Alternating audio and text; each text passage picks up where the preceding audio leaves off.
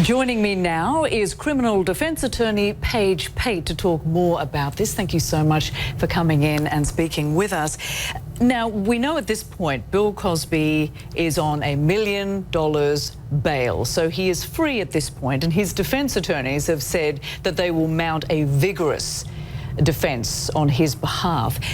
Given what we know, some 50 or so women all sharing pretty much the same story of being drugged and then being raped, how difficult will it be for the defence if those women's stories are allowed in? That's the critical question, isn't it? I think it is the critical question, and I think it will be incredibly difficult for him to defend himself against these charges if the judge allows the jury to hear about all these other women who are making a very similar type accusation against him. So the main challenge for the defense is let's keep out those other accusations, and it's possible. Under Pennsylvania law, they don't automatically come in.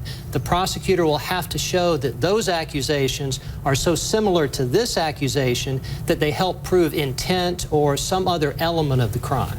Right, so that is going to be the key point here. Right. And we don't know what's going to happen. We do not know. Can we assume, though, if they've gone this far, that presumably they do intend to admit I'm certain that the prosecutor wants to admit them. So what will probably happen is the defense will file a motion and challenge the admission of those other accusations. The judge will hold a hearing prior to trial and will make the determination of whether or not they come in.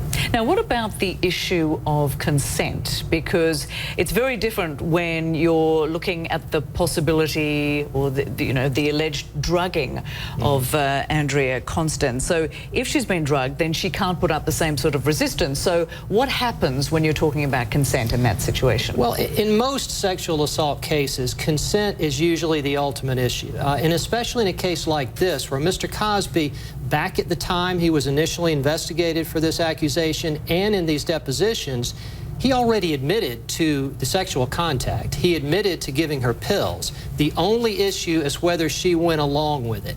And in proving a lack of consent, the state will have to show that she was intoxicated, she was out of her mind, she was drugged, she was put in a position where she could not either verbally or physically resist his advances. If they can prove that, then they can prove a lack of consent. And just very quickly, if you had to choose as to whether you would be the defense or the prosecutor in this situation, which do you think would be the easier path? It would be the defense unless those other accusations come in. If those other accusations come in, it's going to be very difficult to defend this case.